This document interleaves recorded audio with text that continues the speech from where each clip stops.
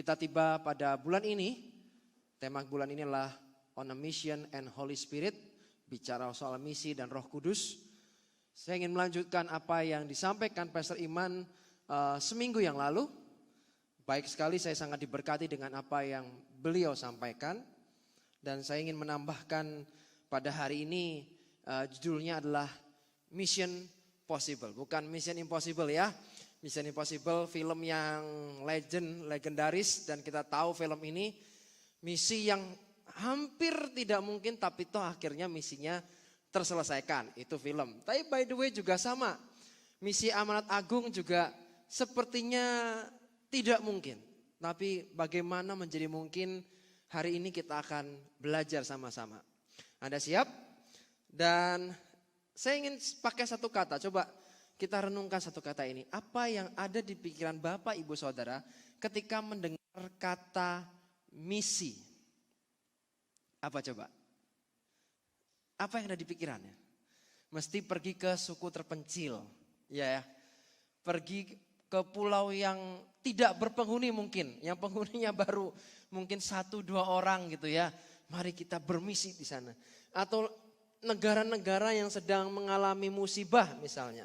Atau negara-negara yang sedang berperang misalnya. Mari kita bermisi di sana. Ya, itu juga bermisi. Tapi sebetulnya bermisi enggak cuma hanya sekedar itu.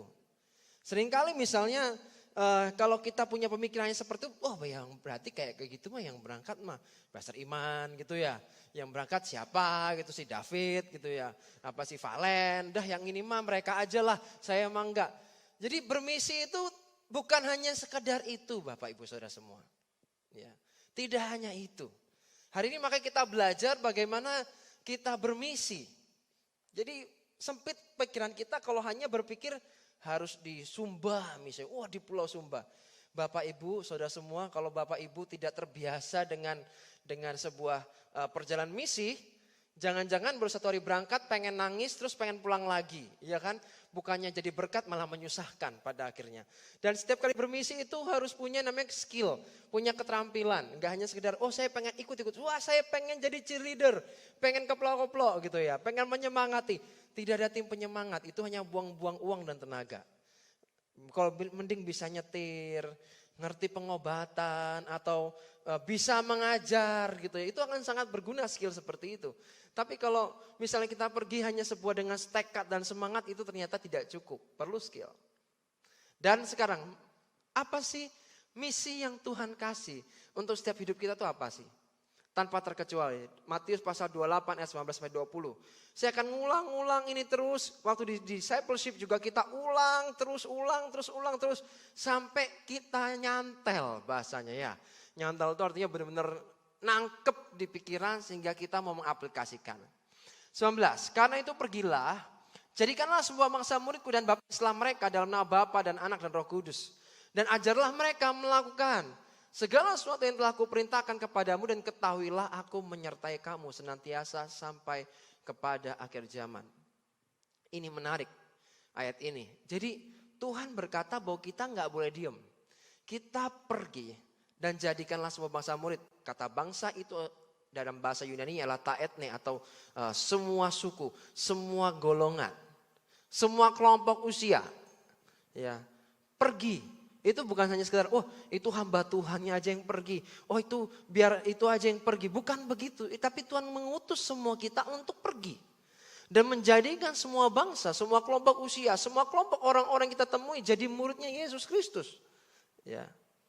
Jadi misi Amanat Agung ini merupakan misi yang tidak mungkin sepertinya ketika kita lakukan tanpa Kristus. Dan menjadi misi yang mungkin ketika kita melekat dengan Kristus. Menjadi misi yang gak mungkin, jelas ini sesuatu yang sulit. Kita pergi dan jaga orang. Ya kalau mau terima Yesus, bagaimana mereka kalau mereka gak mau terima Yesus? Saya ingat dulu waktu saya masih zaman saya kuliah dan saya sudah mulai pelayanan. Ada teman-teman yang luar biasa, saking radikalnya mereka itu sampai nginjil di angkot-angkot. Mereka masuk angkot, terus orang-orang tanyain, ayo terima Yesus gak? Ayo terima Yesus gak? Kalau gak teraka. Itu zaman saya kuliah dulu ada yang seperti itu. Ya. Tapi apakah cara yang dipakai terdahulu akan seefektif. Misalnya kalau kita gunakan sekarang, ternyata ya enggak juga. Apa yang kita bisa gunakan metode yang lalu, belum tentu kita bisa gunakan sekarang. Dan saya percaya bahwa Tuhan selalu memberikan ide-ide yang kreatif, cara-cara yang baru. Jadi misi Amanat Agung ini menjadi misi yang enggak mungkin kalau kita melakukan tanpa Kristus. Kita melakukan dengan kekuatan kita sendiri, itu impossible. Tapi ketika kita melekat dengan Kristus, maka ini menjadi misi yang menjadi mungkin akan terselesaikan. Yohanes pasal 15 ayat kelima. Akulah pokok anggur dan kamulah ranting-rantingnya. Barang siapa tinggal dalam aku dan aku dalam dia, ia berbuah banyak. Sebab di luar aku kamu tidak dapat berbuat apa-apa. Ya. Jadi bukankah sama seperti Yohanes 15 ayat 16 sampai 17 kata gini. Bukan kamu yang milih aku, tetapi akulah yang milih kamu. Dan aku telah menetapkan kamu supaya kamu pergi dan menghasilkan buah. Dan buahmu itu tetap. Supaya apa yang kamu minta kepada Bapa dalam namaku diberikannya kepadamu. 17, ini penting. Inilah perintahku kepadamu. Kasihilah seorang akan yang lain. Menarik. Kata mengasihi itu bicara soal agapau. Agape. Mengasihi, menerima orang tanpa syarat. Unconditional. Seringkali untuk kita bisa mengasihi seorang ada syaratnya. Tapi ketika kita bermisi, kita perlu sesuatu yang penerimaan tanpa syarat. Untuk kita bisa menerima orang tanpa syarat, kita perlu melekat kepada pokok anggur yang sejati. Kita perlu melekat kepada Kristus. Sehingga apa? Kita punya pemikiran, punya prinsip begini. Kalau Yesus, Bapa di surga, menerima saya apa adanya. Padahal saya kotor, padahal saya pendosa. Tapi saya diampuni dan saya diterima. Saya tidak ditolaknya. Mengapa? Ketika ada orang lain masuk dalam kehidupan kita. Tidak sesuai dengan ekspektasi kita. Tidak sesuai dengan harapan kita. Tidak sesuai dengan kriteria kita. Dan kita tolak dia. Dan mission is about making God tangible. Tangible itu artinya bentuk nyata. Artinya bisa dirasakan, bisa dilihat. Jadi bagaimana Tuhan yang tidak kelihatan itu menjadi seakan-akan nyata, orang lain bisa melihat dan merasakan. Tuhan itu nyata loh. Itulah misi. How to start? Bagaimana cara memulainya? Saya percaya dengan start with love. Mulailah dengan mengasihi, mulai dengan cinta. Kok bisa begitu ya? Mulai dengan cinta. 1 Yohanes ayat 4 sampai 8 katakan begini. Ayat 8. Barang siapa tidak mengasihi, ia tidak mengenal Allah. Sebab Allah adalah kasih. Kasih di sini kalau saya lihat bahasa lainnya, Ibrani adalah dipakai kata agape. Kasih tanpa syarat. Kembalilah kasih tanpa syarat. Allah itu adalah kasih. Bagaimana membuat orang bisa merasakan Tuhan, melihat Tuhan, caranya adalah ketika mereka bisa merasakan kasih. Dengan kita mengasihi yang lain. Kita sering mendengar ada quote, loving God, loving people. Betul ya? Kasihlah Tuhan dan kasihlah sesama. Dalam bahasa Inggrisnya, love your neighbor. Kasih tetanggamu, kasih orang yang di sebelahmu. Ya. Kasih orang, kalau Anda lihat di sebelah Anda, tetangga Anda yang belum mengenal Kristus. Belum mengenal Yesus, mungkin hidupnya masih masih tidak teratur, masih belum benar, masih hidup bergumul di dalam belenggu dosa. Sebetulnya orang-orang ini yang membutuhkan kasih Yesus. Bagaimana mereka bisa menemukan Kristus Yesus adalah dengan cara kita mengasihi. Orang yang paling sulit untuk dikasih adalah sesungguhnya orang ini yang sungguh-sungguh membutuhkan kasih Kristus. Adakah orang yang seperti itu? Ada. Saking kerasnya. Terlalu bergulat begitu banyak sehingga terlalu banyak luka dalam kehidupannya. Membuat dia sulit untuk dikasih, sulit untuk menerima kasih. Sesungguhnya orang-orang seperti itu membutuhkan Yesus di dalam kehidupannya. Kadang kita melihatnya terlalu jauh. Di suku-suku terpencil. Di pulau-pulau yang tidak berpenghuni mungkin. Padahal di sebelah kita mungkin teman kantor kita, teman kerja kita.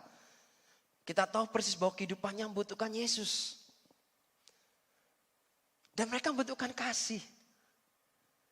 Seharusnya siapa yang bisa memberikan itu? Karena kita sudah menerima Yesus Tuhan. Dan dia sudah tinggal dalam kita.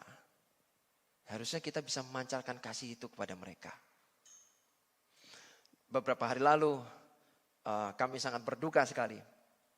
Karena kami anggap bahwa pribadi ini bukan yang sekedar seorang hamba Tuhan atau seorang speaker yang luar biasa. Tapi saya pribadi menganggap dia sebagai saudara.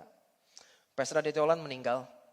Dan saya pernah diajak waktu beliau pelayanan ke Semarang. Beliau punya anak-anak rohani dari Jakarta juga. Dan sekolah di salah satu perguruan tinggi di Semarang.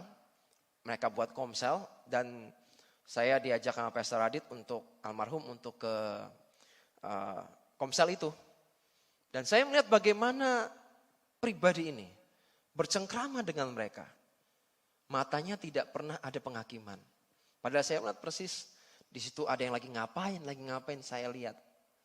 Tapi bagaimana orang ini begitu sabarnya. Dia bercengkrama, tidak ada perbedaan, dia tidak membeda-bedakan. Dia peluk, dia kasihi, dan saya lihat di antara mereka ada yang sungguh-sungguh berubah total. Bagaimana hidupnya jadi berkat, jadi dampak, dan dia menjangkau teman-teman yang lain. Jadi seorang yang menerima, mengasihi. Sehingga orang-orang seperti ini yang tadinya tidak mengenal siapa Tuhan. Tapi melalui pelayanan almarhum. Membuat mereka mengenal Yesus dalam hidup mereka. Kalau saya tanya, berapa banyak sih di antara kita yang pernah mengalami perjumpaan pribadi dengan Tuhan yang begitu real, nyata. Entah lewat mimpi, entah lewat doa. Mungkin beberapa pernah. Tapi tahukah bahwa 80%-nya rata-rata orang mengenal Yesus melalui orang lain. Artinya bahwa Tuhan rindu bahwa kita semua menjadi rekan sekerjanya. Amin. Tidak hanya diam. Tidak hanya sekedar kita beribadah tiap hari Minggu. Tapi kita mulai bermisi. Mengasihi orang-orang di sekitar kita. Mengasihi rekan kerja kantor kita. Mengasihi orang-orang yang Tuhan percaya.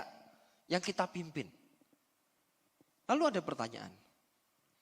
Yang membuat kita sulit mengasihi orang lain itu apa sih? Yang pertama belum merasa cukup. Ya. Kenapa belum merasa cukup? Iya, belum merasa cukup. Kalau saya ibaratkan dengan air mineral, yang satu tinggal separuh, yang satu utuh.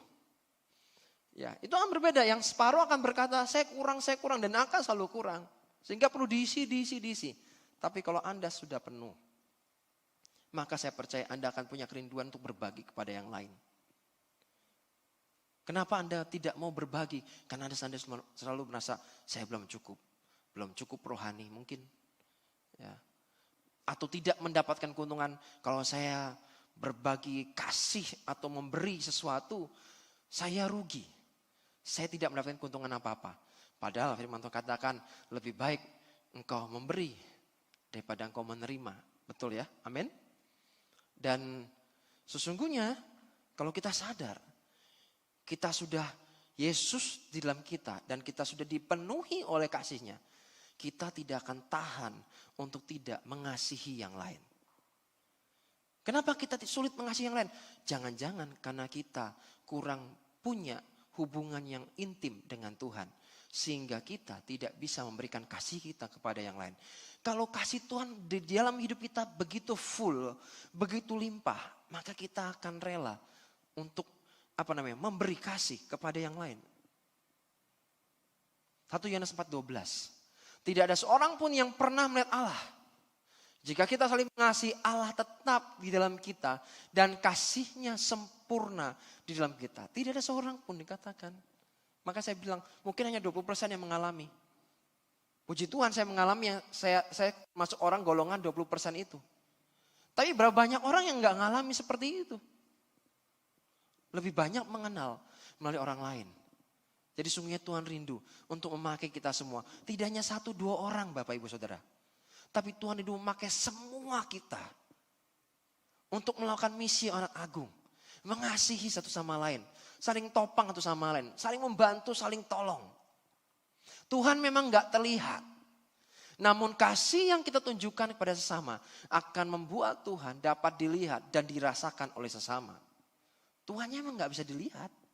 Tapi kasih yang kita tunjukkan membuat kita pada akhirnya membuat orang sekitar kita akan melihat dan merasakan, oh Tuhan itu real. Senjata yang paling ampuh dalam melakukan misi Diamond Agung adalah belas kasihan dan bukan sekedar kasihan. Beda ya? Beda. Beda pakai banget. Kasihan tuh gini loh. Ketika mungkin melihat orang susah misalnya. Kita berkata, kasihan ya. Kasihan. Cuman kasihan. Ada tindak lanjutnya? Belum tentu. Rata-rata cuman kasihan. Ya. Mungkin kalau lihat orang tenggelam. Kalau lihat orang tenggelam gitu. Kasihan ya. Iya ya, kasihan. Tenggelam. Kasihan ya. Kasihan. Iya ya, kasihan ya. Mati gak lama-lama? Ya mati. Hanya sekedar kasihan tuh gak cukup. Makanya perlu belas kasihan. Ketika kita punya belas kasihan. Artinya kita akan menuntaskan. Sama seperti Yesus. Yesus bukan kasihan sama kita. Tapi dia punya belas kasihan sehingga dia mau mati di kayu salib buat kita semua. Enggak separuh-separuh. Seutuhnya. So biarlah hidup kita menjadi pernyataan kasihnya Tuhan. Bukan menjadi pertanyaan di mana kasihnya Tuhan. Menjadi sebuah statement. Dan bukan jadi sebuah question, jadi pertanyaan. Ini bener gak sih ada Tuhan dalam hidupnya? Kenapa? Kok kayak ulet bulu ya? Di mana-mana nempel orang, gatel gitu, gatel hidup orang, garuk-garuk orang yang nempel sama dia gatel-gatel, garuk-garuk gitu. Kenapa? Selalu ada entah nyakitin, entah bikin jengkel, entah apa. Orang bingung, ini bener gak sih ada Tuhan di dalamnya gitu ya. Biarlah hidup kita menjadi sebuah pernyataan. Sehingga orang bisa melihat bahwa ini surat terbukanya Tuhan, ini Injil.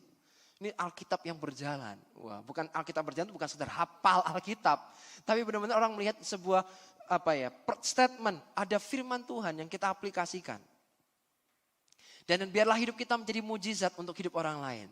Bukan sekedar menunggu mujizat untuk diri kita sendiri. Ini seringkali kita minta mujizat dan mujizat.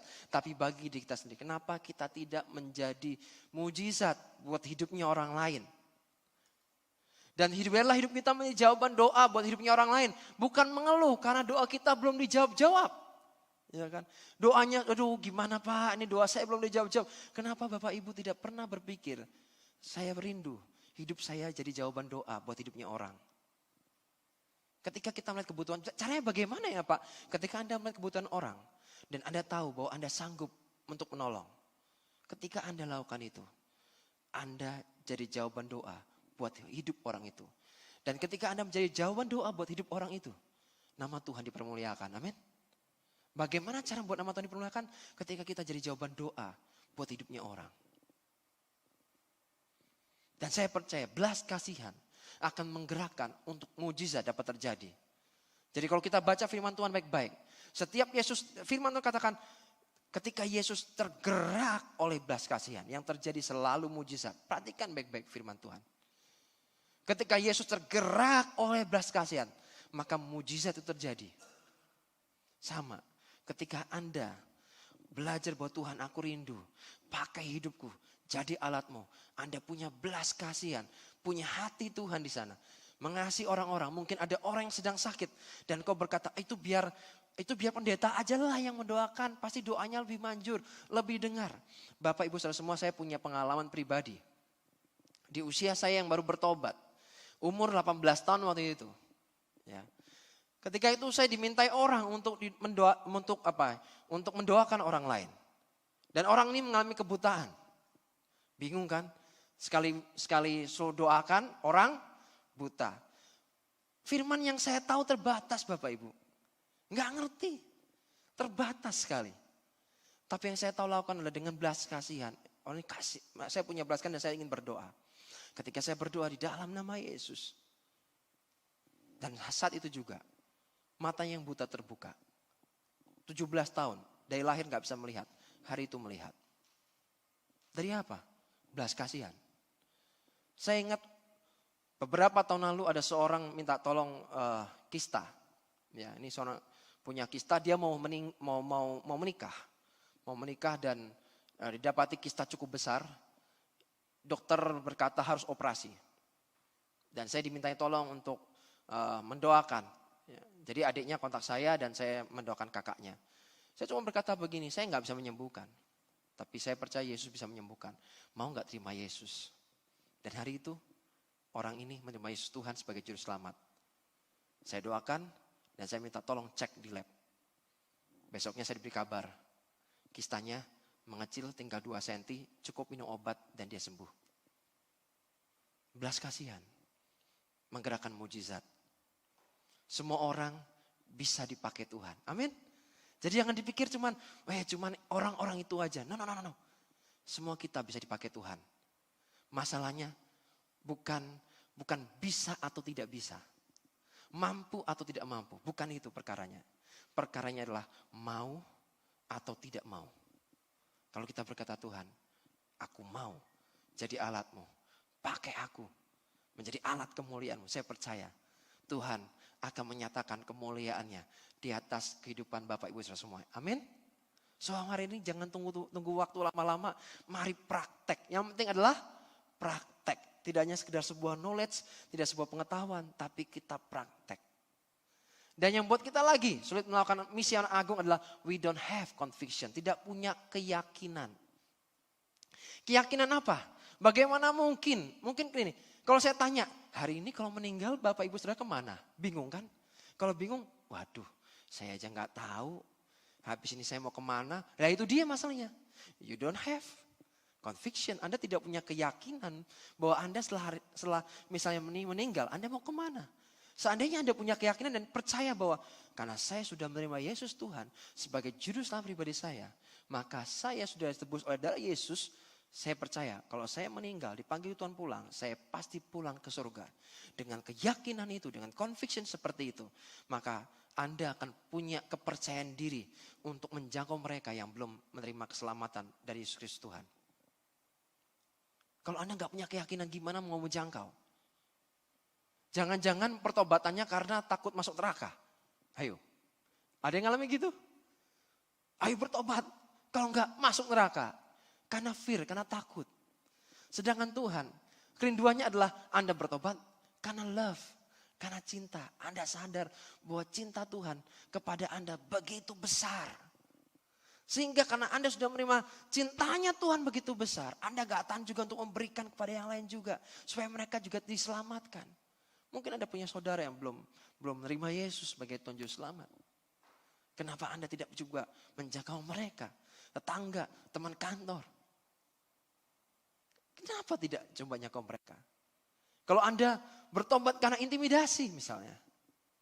Ya pertobatan sejati tidak lahir dari intimidasi. Karena ketakutan tidak.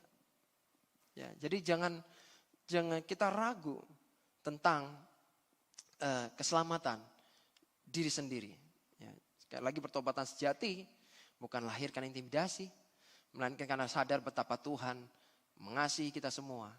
Dan hanya yang yakin sudah selamat yang akan menjangkau mereka yang belum diselamatkan. Dan yang berikutnya, apa yang kita ragu lagi? Kita ragu tentang kuasanya Tuhan. Iya, kita ragu tentang kuasanya Tuhan. Kita nggak percaya bahwa Tuhan punya kuasa untuk menciptakan dan mengubah segala sesuatunya. Tuhan tuh punya kuasa untuk menciptakan dan mengubah segala sesuatunya. Kalau kita sudah mulai melakukan itu, ya kita nggak mau untuk bermisi, kita nggak mau, gitu loh. Untuk praktek kita juga nggak mau, karena kita sudah punya ketidakkeyakinan dan ketidakpercayaan bahwa Tuhan sanggup mengubah segala sesuatunya. Orangnya terlalu sulit, Pak. Tidak mungkin berubah, percayalah wis. Ini nggak mungkin berubah. Kan kata Anda tidak mungkin berubah. So jangan taruh tanda titik di atas hidupnya orang lain. Di saat Tuhan masih meletakkan tanda koma di atas hidupnya. Seringkali kita meletakkan titik di atas hidupnya orang. Aduh orang ini mah udahlah, nggak ada harapan. Udahlah, nggak mungkin berubah. Udahlah, nggak mungkin bertobat. Tanpa sadar kita sudah kasih titik di hidupnya orang. Padahal Tuhan masih meletakkan tanda koma. Yang namanya tanda koma itu belum selesai kalimatnya. Itu ada kelanjutannya. Ya. Kita seringnya begitu.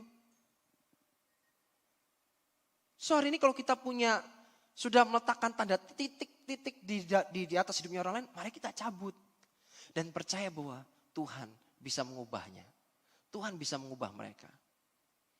Dan setiap kali Tuhan mengutus setiap kita, besok tanggal 13 kita belajar tentang Roh Kudus, Holy Spirit. Kita akan merayakan Pentecost. Setiap kali kita yang ada yang namanya pengutusan selalu disertai dengan perlengkapan. Tidak mungkin Tuhan mengutus tanpa Anda diperlengkapi. Bagaimana kalau kita lihat Kejadian pasal 1 ayat 28 dikatakan Allah memberkati mereka. Lalu Allah berfirman kepada mereka, beranak cuculah dan bertambah banyak. Penuhilah bumi dan taklukkanlah itu. Berkuasalah atas ikan-ikan di laut dan burung-burung di udara. Dan atas segala binatang yang merayap di bumi. Ini di perjanjian lama. Dan dalam perjanjian lama seperti ini, saya mau mengatakan gini. Kalau tidak ada yang ditaklukkan, gak mungkin Tuhan suruh taklukan. Sebelumnya Tuhan sudah prepare terlebih dahulu, dia sudah mempersiapkan dulu. Ada langit, ada siang, ada malam, ada burung, ada ikan. Dia siapin dulu. Setelah siap, lalu dikatakan Allah memberkati mereka. Di situ Tuhan memberikan sebuah perlengkapan kepada mereka. Untuk apa? Berkuasa dan menaklukkan. Jadi tidak mungkin kita diutus tanpa disertai dengan perlengkapan. Bagaimana dengan perjanjian baru, Pak? Matius pasal 10 ayat 5 sampai yang ke-8 dikatakan begini. Yesus mengutus ke-12 murid. Ke-12 murid itu diutus oleh Yesus dan ia berpesan kepada mereka. Janganlah kau menyimpang ke jalan bangsa lain atau masuk dalam kota orang Samaria. Melainkan pergilah kepada domba-domba yang hilang dari umat Israel. Dia mengutus. 7. Pergilah dan beritakanlah. Kerajaan surga sudah dekat. 8. Sembuhkanlah orang sakit, bangkitkanlah orang mati, tarikanlah orang kusta, usirlah setan-setan. Kamu telah memperoleh dengan cuma-cuma, karena itu berikanlah pula dengan cuma-cuma. Setiap kali Tuhan mengutus, mereka diperlengkapi. Ketika kita diutus untuk pergi dan menjangkau orang lain, supaya mereka, kalau kita sudah selamat dan menginginkan juga orang lain sekitar kita juga selamat, memiliki keselamatan yang sama. Saya percaya Tuhan sudah memberikan yang namanya berkat. Tuhan sudah memberikan pengurapan. Tuhan sudah memberikan perlengkapannya. Tuhan sudah menyediakan segala sesuatunya dengan lengkap. Tinggal kitanya mau melangkah atau tidak. Dan kalau kita melihat bagaimana murid-murid ini diutus. Akhirnya mereka memberikan testimoni kepada Yesus. Bagaimana mereka dipakai Tuhan dengan dahsyat. Kuasanya sama seperti yang Yesus lakukan. Dahsyat banget. Keren sekali. Padahal ini murid-murid yang melakukan. Hari ini pertanyaan juga sama. Mau gak sih setiap kita untuk melangkah? Mau gak kita punya hati yang sama seperti Tuhan? Bukankah hati Tuhan tuh di mana sih kalau Anda pengen ngerti hati Tuhan? Bukankah satu orang bertobat maka seisi surga dan malaikat-malaikatnya bersuka cita karena satu orang bertobat itu? Jadi kalau satu orang bertobat tuh kayak di surga itu rame. Wow, rame. Ya. Bukan itu ramai sekali, itu saya percaya di mana Tuhan disenangkan. Saya ingat ketika dulu di awal mula saya ikut Komsel, mimpin Komsel. Setiap kali ada jiwa baru, orang baru nih. Saya biasanya ngecek, ini sudah terima Yesus belum? Oh, belum. Oh, hari itu saya nggak pakai lama. Dari mana saya belajar untuk memberitakan firman Tuhan ya di Komsel. Dan sekarang mungkin di sisi Anda bisa menerapkan itu. Dan setiap kali bagaimana jiwa baru dimenangkan, waduh, itu mungkin rambut yang tadinya lurus-lurus jadi jigrak semuanya. Kenapa? Karena setelah itu semangat semuanya Bapak Ibu. Sisi kita menjadi lebih on fire, lebih antusias, lebih semangat ketika ada jiwa baru yang dimenangkan. Amin. Saya bersyukur kemarin di Youth Camp, kita beberapa jiwa baru join. Ini luar biasa. Kita mulai dipercaya terjadi penambahan. Tapi terlebih dari itu adalah bagaimana kita lebih lagi untuk pergi dan menjangkau lebih banyak. Bukan mengejar kuantitas, mengejar jumlah Bapak Ibu. Tapi bagaimana kita fokus melakukan misi Mandat Agung. Apa yang Tuhan percayakan kita kerjakan. Dan saya waktu itu, sudah baptis Roh Kudus belum? Sudah bahasa roh belum? Belum. Saya enggak nunggu pendetanya untuk, wah saya telepon dulu ya pendeta saya untuk datang ya. Enggak. Saya layani sendiri. Dan ketika terjadi Pelepasan, saya juga bingung tuh, wah kok terjadi pelepasan di situ. Ini siapa yang mau melayani ini? Waduh, orangnya udah teriak-teriak dan yang lain. Saya waktu masih baru. Di situ saya belajar bagaimana melayani pelepasan. Dan ketika saya mengalami itu, saya melihat bahwa nama Yesus berkuasa lebih dari apapun. Di mana? Ya di Komsel itu. Enggak nunggu orang. Setiap itu bisa dipakai. Dulu saya masih 18 tahun, saya bisa apa sih?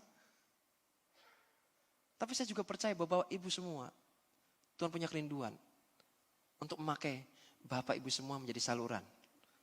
Salam berkat, jadi jawaban doa, jadi mujizat buat hidupnya orang lain.